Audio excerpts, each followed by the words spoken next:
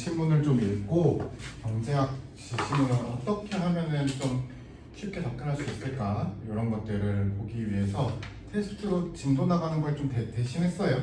그래서 요거 한번 같이 해제를 합시다. 테스트 꺼내시고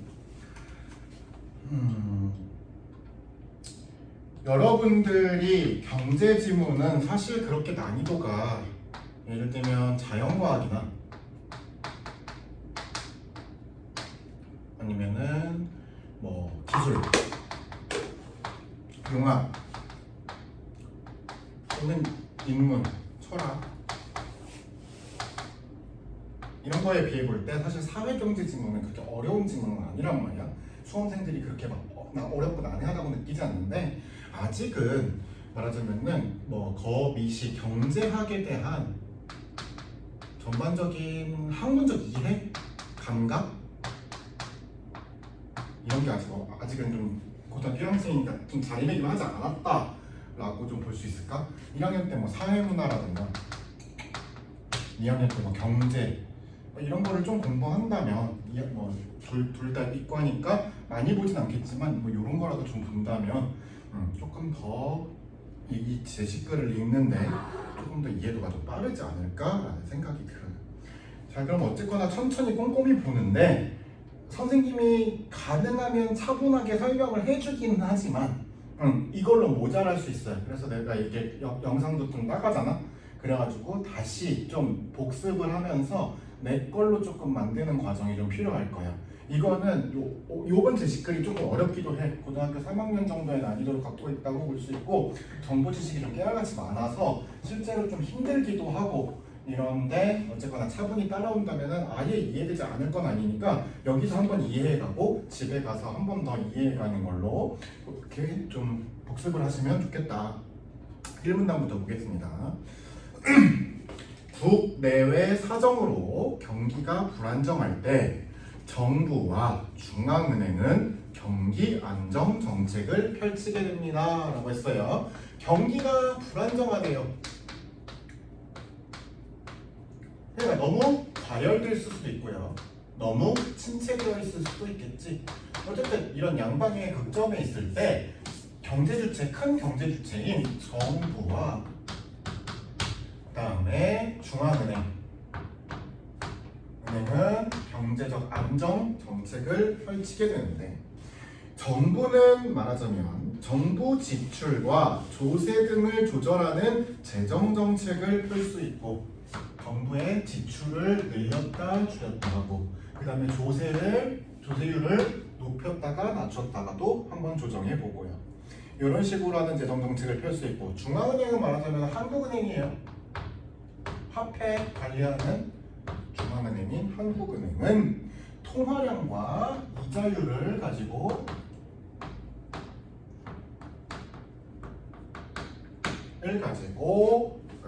통화 정책을 또 활용할 수 있습니다. 경기가 불안정할 때. 이 정책들은 경기 상황이 달라질 때에 따라서 달리 활용되는데 경기가 좋지 않을 때에는 총수요를 증가시키기 위해서 정부 지출을 늘리거나 조세를 감면하는 등의 확장적 재정 정책이나 또 통화량을 늘리고 이자율을 낮추는 확장적 통화 정책 등이 활용될 수 있습니다. 정리해서 설명을 해주면 이제부터 좀 깨알 지식이 좀 필요해요. 자, 우리가 작은 정부, 큰 정부 이런 거 논해 본 적이 있어요. 그죠? 이거 똑같아.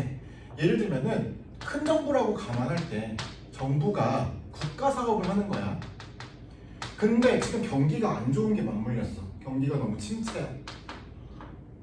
이러면 어떤 방법을 쓸 수 있냐면 국가 정책적으로 예를 들어서 그냥 지자체라고 할게. 안산 저 문화광장에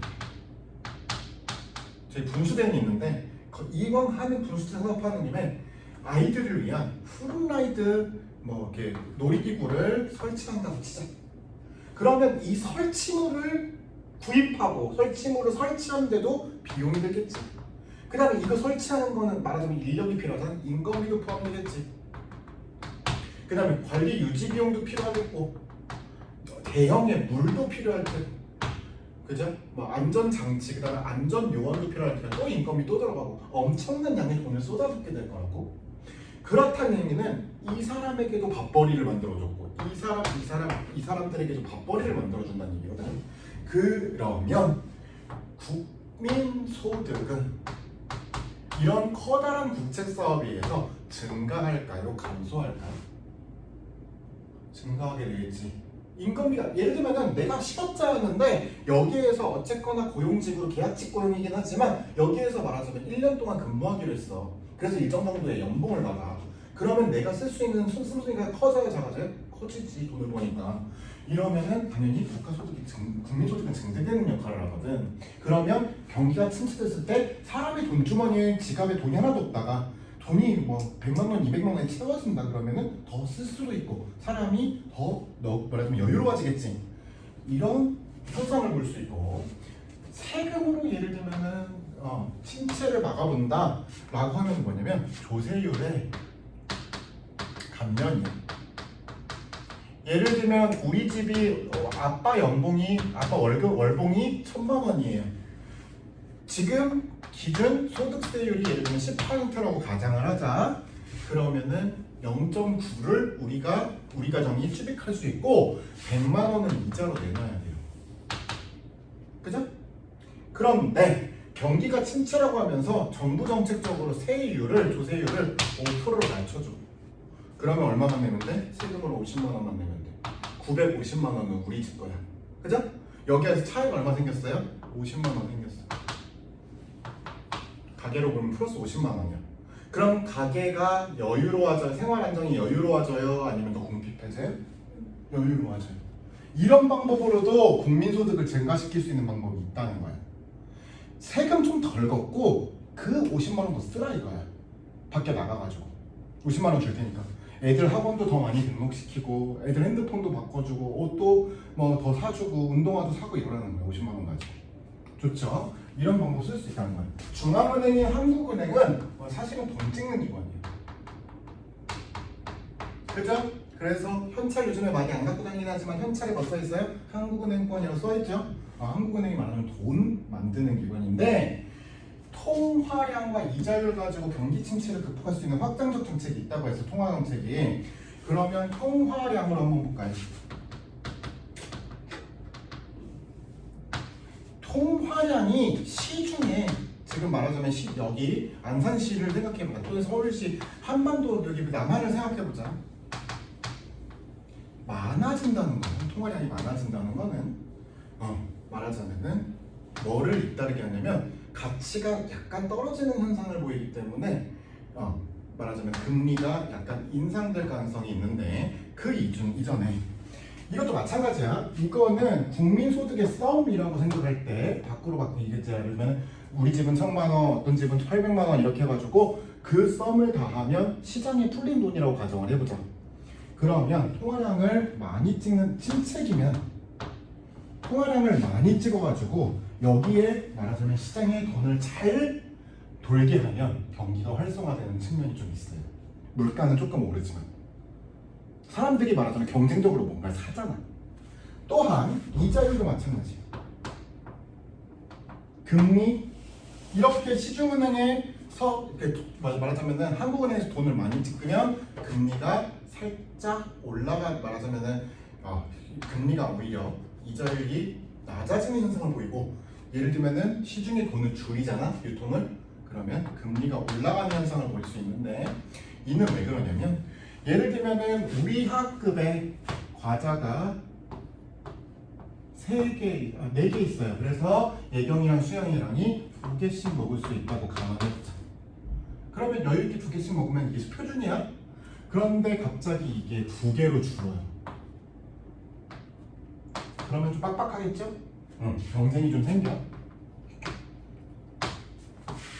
하나밖에 안 남아? 그럼 난리가 날 거야. 배고픈데 과자 1개밖에 없어요. 더 이상 지불하고 하겠지. 여기에 2명이 달라질 거라고요. 경쟁이 더 심하대요. 이렇다는 얘기는 얘가 얘네들이 말하자면 조그마한 화폐, 예를 들면 부루마블에서 주는 코인이라고 생각해 봤을 때 그 말하자면 가치가 더 커진다는 얘기예요. 그 얘기는 뭐냐? 이걸 말하고 그것을 뭐라고 하냐면 금리라고 불러요. 이 말하자면 돈이 주는 가치가 얼마냐. 그러면 경쟁이 심화됨에 따라서 금리가 쭉쭉쭉쭉 오르게 되어 있어. 돈의 가치와 비례하기 때문에 반대로 4개였던 게 8개가 된다고 생각해보자. 경쟁이 있어요? 없어요? 없어. 가치가 떨어져. 그러면 금리도 자연스럽게 인하되는 현상이 보여요. 이런 모습이 좀 있더라 라고 생각하시면서 확장적 정책은 좀 그런 거다 라고 생각해 주시면 돼요. 이러한 정책들의 효과 여부에 대해서는 이견들, 여러 가지 견해들이 막 존재하는데 대표적으로 통화주의와 케인즈주의를 들 수 있습니다. 두 학파의 입장 차이를 확장적 정책을 중심으로 살펴봅시다 했습니다. 그러면 우리 선생님이 계속 강조하지만 이렇게 병렬적으로 통화주의와 케인즈주의가 있다와 같은 식으로 설명하면 이 두 가지 다 설명할 거고 장단을 비교하게 한다든지 어떤 견해에 맞물려서 이거는 문제가 있다 아니면 이게 더 유리했다 이런 식으로 구성할 수도 있고 어쨌든 통화주의와 케인스주의를 한번 확장적 정책에 근거해서 살펴보겠대요. 먼저 두 번째 문단, 정부의 시장 개입을 최소화해야 한다고 보는 통화주의. 익숙하다 그죠? 통화주의는 약간 작은 정부를 더 선호하나 봐. 화폐 수요가 소득 증가에 민감하게 반응한다고 주장합니다. 화폐 수요란 특정한 시점에 사람들이 보유하고 싶어하는 화폐의 총액을 의미합니다. 통화주의에서는 화폐 수요의 변화에 따라 이자율의 변화가 크게 나타나고 이자율이 투자 수요에 미치는 영향도 크다고 보았습니다. 그러니까 영향력이 예를 들면은 화폐 수요가 예를 들면 이만큼이 변하면 이자율은 그에 비해서 이만큼이 영향을 받는다와 같은 식으로 보는 거지. 되게 크게 영향을 받고 서로 영향을 주고받는다고 생각하고 있어요. 따라서 불경기에 정부 지출을 증가시키는 재정 정책을 펼치면 국민 소득이 증가함에 따라 화폐 수요가 크게 증가할 테고 이에 영향을 받아서 이자율도 매우 높게 상승한다고 보았습니다 라고 했어요.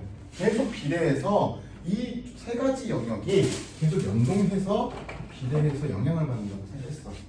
다시 한번 정부 주도로 정부 정책으로 확장 정책을 펼치면 즉 정부 지출을 빌려갖고 막 인건비 같은 거 만들어주고 조세율 감면을 통해 가지고 예를 들면 세금을 적게 걷는다 하면 예를 들면은 그러면 국민 소득이 올라가게 되고 그러면 화폐 수요가 증가하고 급증하고 이건 뭐냐? 이자율이 엄청나게 뛴다는 얘기지. 이자율이 많이 뛴다는 것은 실제로 투자 수요는 오히려 줄어들게 되는 현상을 보이게 될 거예요. 무슨 말인지 잘 모르겠어요. 예를 들면 정부 정책으로 예를 들면 국민 소득을 늘려줘. 예를 들면 우리 삼촌이 원래 월 500밖에 못 벌었는데 용역 하나를 더 땄어. 그래갖고 월수가 1,500만 원이 됐어. 그럼 뭐야? 내가 현찰로 바꾸어가지고 쓸 수 있는 가용 현찰이 이만큼 늘어났다는 얘기지. 그럼 시장에서 막 경쟁적으로 내가 돈을 막 만들고 싶지. 이렇다는 경쟁이 막 생겨가지고 이 가치가 원화 가치가 증가한다는 얘기는 아까 같이 얘기했던 것처럼 금리도 따라서 오른다는 얘기야. 그러면 기준금리, 대출과 예금금리가 예를 들면은 기존에는 금리가 4%였던 게 갑자기 8%로 확 올라요. 그러면 예금금리라든가 대출금리가 4%에서 8%로 증가했다는 얘기는 한번 생각해봐라. 공장을 하나 짓고 싶어요. 저 오이도 저 바닷가에 하나 공장을 신설하고 싶은 사장님이 있어. 사업가가. 근데 예를 들면 거기에 100억이 필요하대. 근데 나에게 우리 회사 법인으로서는 50억밖에 없어요. 그래서 50억을 끌었어야 돼. 은행에서 대출을 받아야 돼. 대출 금리가 올라갔다는 얘기는 예를 들면 빚을 지면 그만큼 이자가 증가했다는 얘기인데 그럼 대표님은 50억을 대출을 받고 싶을까 아니면 신중론이 돼버릴까? 어떻게 생각해요? 공장 짓고 싶겠어? 아니면 일단 유보하고 싶겠어?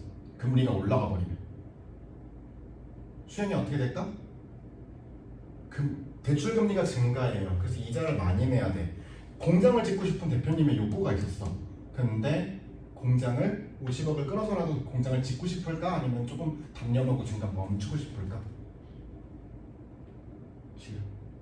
지을 것 같아요? 예경이는요? 멈출 것 같아요. 그죠? 멈출 것 같은 이유가 뭐냐면 예를 들면 4%였어. 그러면은 이자로 내는 건 2천만 원만 내면 맞나?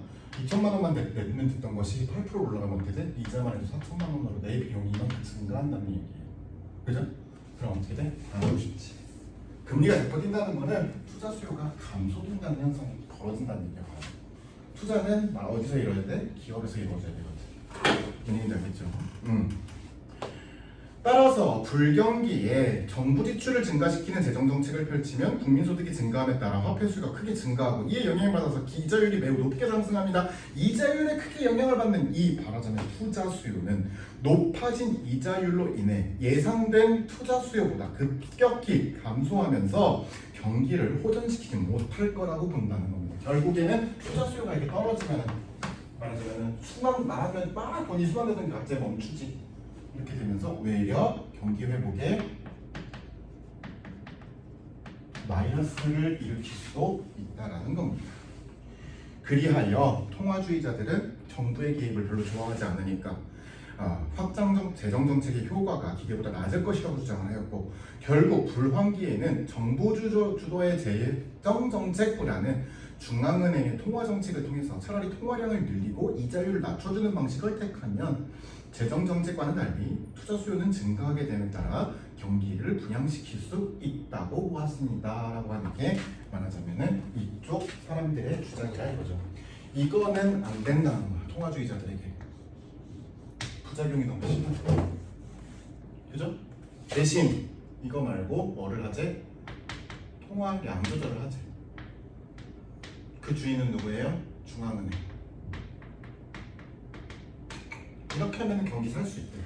투자 수요가 증가하기 때문에. 자, 반면에 경기 안정을 위해 정부의 적극적인 개입이 필요하다고 보는 케인스주의는 얘네들은 말하자면 또 반대로 큰 정부 구상을 하네요.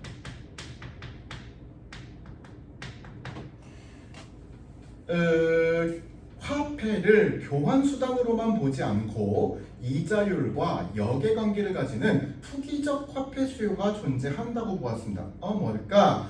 투기적 화폐 수요는 통화량이 늘어나더라도 소비하지 않고 더 높은 이익을 얻기 위해서 화폐를 소유하고자 하는 수요입니다. 그랬어요. 이거는 어떤 시장으로 설명하면 좀 이해하기가 쉬운다면 주식시장을 생각하면 돼. 어머니 아버지가 주식을 하시는지 안 하는지 모르겠지만 주식 시장은 여러 곡선을 그려요. 그죠? 올라갈 때는 막 가파르게 올라가다가 떨어지면 막 정신없이 떨어지고 최저점으로 오기도 하고 또 가파르게 막 상승 곡선을 그리면 최고점으로 막 갔다가 최고점이 있다는 건 결국엔 낙하한다는 얘기지. 그럼 또 떨어져요. 그래서 어디께서 매수를 하고 어디께서 판매각을 할 때, 판매를 할 때 여기서 얻는 시세 차익 있죠? 이걸 가지고 말하자면은 투자자들은 보는 건데 화폐도 똑같다는 거야. 통화량이 막 올라간다는 얘기는 금리가 이자율이 낮아진다는 얘기거든. 그럼 화폐 가치가 떨어져 버려. 사실은 바꿔 내놔야 돼. 금리가 안 좋을 때는. 그죠? 내가 갖고 있어봤자 똥값인걸? 가치가 없으니까. 예를 들면은 내 외역 말하자면 하나 보유고가 10억이에요. 라고 하면 이거 자꾸만 금리 떨어지면은 이 가치는 얼마 안 붙어. 프리미엄이. 그치? 별로 안 좋다는 얘기야. 그렇지만 저점으로 최악으로 떨어졌다가 올라가는 걸 기대한다는 거지. 이래서 멈춰있는 애들, 돈을 안 풀고 멈춰있는 수요가 바로 투기적 화폐 수요라는 거야. 뭔 말인지 알겠어요? 얘네들이 돈을 안 풀어. 뭔지 알겠지? 딱 갖고 있어요. 저축으로. 투기적 화폐 수요는 통화량이 늘어나도 소비하지 않고 더 높은 이익을 얻기 위해 화폐를 소유하고자 하는 수요입니다. 따라서 통화 정책을 통해 통화량을 늘리고 이자율을 낮추면 투기적 화폐 수요가 늘어나 화폐가 시중에 돌지 않기 때문에 투자 수요가 거의 증가하지 않는다고 보면, 다시 정리해볼까? 통화 정책을 쓰면, 얘네는 통화 정책을 가리표라고 봤는데, 책을 쓰면 뭔 문제점이 생기느냐 이 보는 것처럼 통화량을 늘려버려요. 시중에 돈이 많아져. 시중에 돈이 많아져서 금리가 좀 낮아져. 그쵸? 그러면 투기적 화폐 수요가 증가해요. 내가 꽁 쥐고 있다가 어느 순간에 얘가 오른다는 느낌이 들 때 그때 팔아야지 이렇게 생각을 해버리는, 쭉쭉쭉쭉 늘어나요. 그러면 다시 통화량이 감소하겠죠. 자산 증가분에서 아니 뚝 하고 떨어져요. 이러면 어때? 금리가 다시 올라와야 되고, 그쵸? 그리고 이렇다는 얘기는 투자 수요도 다시 떨어지게 된다는 거죠. 아까 말하자면 정부 정책의 실패처럼 똑같은 현상이 나타나는 거야. 초기적 화폐 수요가 증가하면 통화량이 감소한다는 얘기고, 이건 금리가 올라간다는 얘기인데, 금리가 올라가면 투자자들, 사업가들은 더 이상 투자를 안 한다는 얘기지. 공장 같은 거 안 짓겠다는 거지. 금리가 너무 껴버리면. 이런 문제도 갖고 올 수 있다는 거야. 즉 케인스주의는 실제로 사람들이 화폐를 거래 등에 얼마나 자주 사용하는지가 소득의 변화보다 화폐 수요에 더 크게 영향을 미친다고 본 것입니다. 그래서 국민 소득은 증가하지만 소득의 변화가 화폐 수요에 미친 영향이 작기 때문에 화폐 수요도 작게 증가할 것이라고 보았습니다. 그래서 얘네들은 여기 부분이 되게 중요한데, 어떤 그 그래프가 기울기가 좀 완만할 거예요.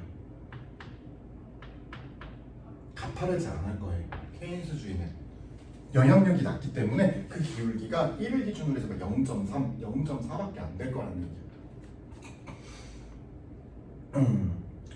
그래서 케인스주의는 확장적 재정 정책을 실시하여 정부 지출이 증가하면 국민 소득은 증가하지만 소득의 변화가 화폐 수요에 미치는 영향이 작기 때문에 화폐 수요도 작게 증가할 것이라고 보았습니다. 이에 따라 이자율도 낮게 상승하기 때문에 투자 수요는 예상된 것보다 아주 미묘하게 감소할 것이라고 보았던 겁니다. 그래서 차라리 얘네들은 정책적으로 정부 지출을 늘리는 게 차라리 낫지 않나 이렇게 생각한다는 거지. 또한 확장적 재정 정책의 효과는 승수 효과와 부축 효과가 나타나는 정도에 따라서 달리 볼 수 있습니다. 승수 효과란 정부의 재정 지출이 그것의 몇 배나 되는 국민 소득의 증가로 이어지면서 소비와 투자가 촉진되는 것을 의미합니다. 승수 효과란 거기 밑줄 쫙 걷어놓고 의미한다까지, 이게 바로 문제로 그냥 도출이 되는 거죠.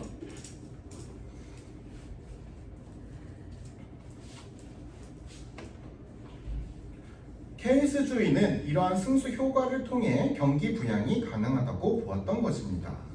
한편 승수 효과가 발생하기 위해서는 케인스주의가 주장한 것과 같이 정부 지출을 늘렸을 때 이자율의 변화가 거의 없어 투자 수요가 예상 투자 수요보다 크게 감소하지 않아야 한다는 것이 전제이긴 합니다. 그런데 정부가 재정 정책을 펼치기 위해 재정 적자를 감수하고 국가가 일종의 차용 증서인 국채를 발행해 시중의 돈을 빌리게 되는 경우가 많습니다. 자, 재정 적자는 언제 이루어지냐? 이렇게 세금이 가득 담겨 있는 양동이라고 생각하자.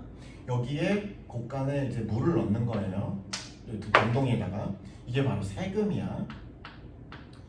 자, 국민들에게 수영이네 집에서 예경이네 집에서 세금을 걷어가지고 총 2천만 원을 걷었어요. 그런데 쓰는 돈이 2천만 원이면 된 똔똔이지, 그지? 그런데 지출 금액이 3천만 원이 예정되어 버렸어. 이거 집행해야 돼요. 그럼 얼마 모자라? 1,000만 원 모자라죠? 그럼 어떻게 해야 돼? 집행하기로 했고 돈 꿔야지? 돈 꾸는 거 어디서 꿔야 돼? 시중에서 꿔야지. 은행한테 이제 말하자면 빌려야 될 거 아니야? 그게 바로 그 빚을 우리는 뭐라고 하느냐? 국채라고 할 겁니다. 국가채권. 그걸 발행하는 거야. 돈 꿔달라고. 이렇게 되면 문제가 뭐냐? 시중에 있는 돈이 줄지. 지금 이건 1,000만 원이라고 아주 요약해서 말했기 때문에 작은 금액이지만 정부는 예를 들면 뭐 34조 뭐 이런 식으로 돌려요. 그 말하자면 정부 살림살이는 어마무시한 돈이 국채로 발행이 돼야 돼. 한번 재정적자가 나면 국채 발행으로 시중의 돈이 정부로 흘러가 버리면 이자율이 당연히 오르게 되고 이에 대한 부담으로 가계나 기업의 소비나 투자 수요는 감소하게 됩니다. 금리가 너무 뛰는 걸 국채가 너무 많아지면 이러면 어디 소비하겠어요? 차라리 금리가 뛴다는 얘기, 임금금리도 같이 뛴다는 얘기인데 차라리 정기금이나 정기적금 드는 게 낫죠? 은행에다 짱 받는 게 나아요. 이럴 때는 가치가 좋으니까 소비는 당연히 떨어질 거예요. 그 다음에 투자도 똑같이 또 떨어져요. 금리가 높기 때문에. 결국 세금으로 충당하기 어려운 재정 정책을 펼치기 위해서 국채를 활용하는 과정에서 이자율이 올라가고 상승하고 이로 인해 민간의 소비나 투자를 줄어들게 하는 구축 효과가 발생할 수 있습니다. 통화주의에서는 구축 효과에 의해 승수 효과가 감쇄됨으로써 확장적 재정 정책 효과가 기대보다 별로 못 미칠 것이라고 본 것입니다. 이것처럼 경기를 안정시키기 위해 특정한 정책의 긍정적 효과만을 고려하여 재정 정책을 시행하게 될 경우 예상치 못한 문제들이 발생함으로써 기대했던 경기 안정을 가져오지 못할 수 있습니다. 경제학자들은 재정 정책과 통화 정책의 의의를 인정하면서 이 정책을 결국 적정하게 섞어서 활용한다면 경기 안정이라는 목적을 달성하는데 중요한 열쇠가 될 수 있을 것이라고 보았습니다. 뭔 얘기인지 알겠죠? 결국엔 이것도 전적인 답은 아니라는 거야, 그치? 시계시기에 좀 더 나누어서 생각을 해볼 필요가 있더라 라는 얘기였습니다. 1번 윗글을 통해서 해결할 수 있는 질문으로 적절하지 않은 것은 나머지는 다 본문에 나왔지만 몇 번이 안 나왔어요? 1번이 안 나왔죠, 그죠? 재정적자라는 건 언급되긴 했어, 그치? 국채 발행 때문에. 하지만 재정적자가 미치는 영향에 대해서 그 이후의 영향력에 대해서는 설명할지언정 재정적자를 막는 방법이나 재정적자를 해결하는 방법이 나오진 않았어. 답은 1번이 있고요. 나머지는 다 있고요. 2번 승수 효과와 구축 효과 적절하지 않은 거 나머지는 다 맞는 설명이라는 얘기고 하나만 틀렸다는 얘기예요. 1번 승수 효과는 정부의 재정 지출에 비해 더 큰 소득의 증가가 나타나는 현상입니다. 아까 밑줄 그은 부분 있죠? 앞단, 그러니까 전단의 맨 마지막 부분에 승수 효과란 정부의 재정 지출이 그것이 몇 배나 되는 국민 소득의 증가로 이어지면서 소비와 투자가 증진되는 그런 현상을 말합니다. 얘기했죠? 그러니까 1번은 맞는다. 2번 기업과 달리 승수와 달리 구축은 정부 지출이 정부의 의도한 만큼 효과를 거두지 못할 것이라는 주장에 근거가 됩니다. 그죠? 국채 발행 등으로 너무 과도한 정부 재정 정책을 펼치면 외려 이자율이 증대되고 그럼 금리가 같이 올라가면서 소비나 투자가 오히려 감소하는 그런 부작용 같은 것들을 막을 수 있다. 그게 바로 구축 효과다라고 하는 거죠. 그러니까 2번도 맞는 설명. 3번 승수와 구축은 모두 정부 지출을 확대했을 때 발생할 수 있는 결과물에 대해서 분석하면 그죠? 정부의 말하자면 확장적 정책이 어떤 영향을 미치나 그걸 가지고 이게 말하자면 정방향인가 아니면 오히려 역방향인가 이런 것들을 설명하기 위함이었고 4번 구축과 달리 승수는 정부가 재정 지출을 늘릴 경우 투자 수요가 그러면 뭔 설명을 하니 그지? 승수 효과는 뭔데? 케인즈주의가 얘기하는 거고 말하자면은 정부의 확장적 재정 정책의 말하자면 투자 수요 같은 것들을 증대시킬 거다라고 그런 기대로 펼칠 수 있다라고 주장하는 게 말하자면 승수 효과잖아. 근데 반대로 설명했죠? 답은 몇 번이에요? 4번 있지. 5번 구축 효과는 세금으로 충당하기 어려운 정부 지출을 위해 시중의 돈이 줄어드는 그쵸? 왜? 국채 발행 때문에 돈을 뽑아가니까 시중에서 이러면서 돈이 줄어드는 상황 속에서 나타나는 것이다. 아주 정확한 설명이었습니다. 2번도 쉬운 거야. 그러니까 3번도 선생님이 지금 설명해 준 거 하면 바로 맞춰요. 윗글을 바탕으로 할 때 보기에 A에서 B에 들어갈 말을 바르게 짝지은 것은 국내 사정으로 경기가 땡되어 정부가 긴축적 재정 정책을 그럼 확장적 정책에 반대겠네, 그지? 그러면 확장적 정책 언제 쓰는 거야? 침체 때 쓰는 거지? 그러면 긴축적 재정 언제 쓰는 거야? 경기 과열일 때지. 그러니까 답은 A는 과열이지. 그러면 시중 통화량이 증가해서 감소하겠어? 너무 과열됐으니까 지금 시중에 돈이 너무 많이 풀렸다는 얘기지. 그래갖고 긴축을 해갖고 돈을 모아 걷어들여 이러면 어떻게 돼? 시중 통화량이 감소하게 되고 이에 따라 이자율도 말하자면은 달라지게 됩니다.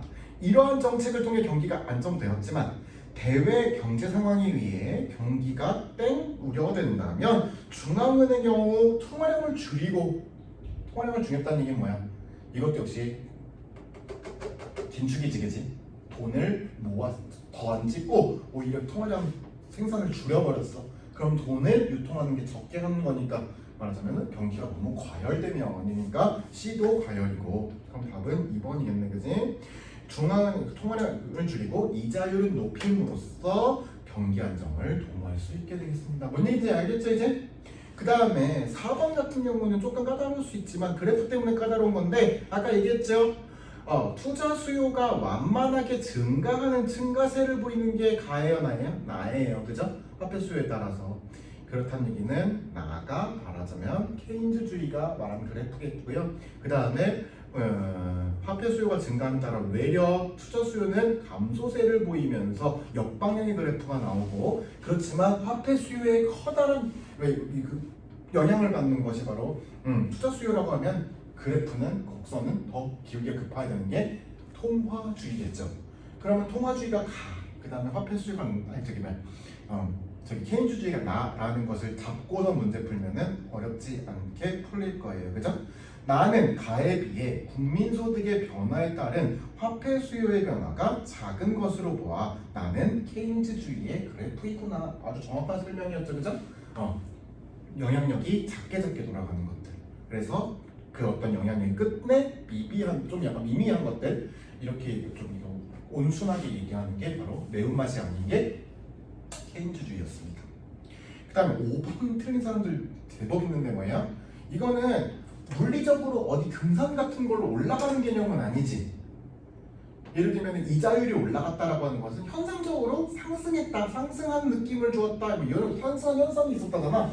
그러면은 일단 강의의 상류로 올라가면 땡이고 그 다음에 그는 높은 거에 올라간 것도 약간 물리적으로 말하자면 힘을 써서 올라간 거지. 그럼 2번, 5번 지워야 되겠네. 그 다음에 서울로 올라가, 지방에서 서울로 올라가는 것도 자동차라도 운전해야 될 거 아니야.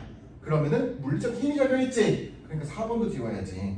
그 다음에 3번 같은 경우는 기분 문제야. 사기가 진작되었다, 사기가 상승했다라고 하는 것은 이런 현상적인 상승만 다르게 그냥 기분, 무드가 달라짐이야.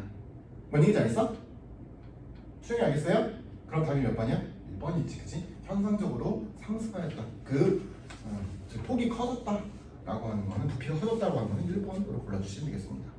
6번부터 10번 광장 같은 경우에는 선생님이 따로 해제는 하지 않을게. 왜냐면 지난 시간에 했으니까. 그런데 어쨌거나 여기에서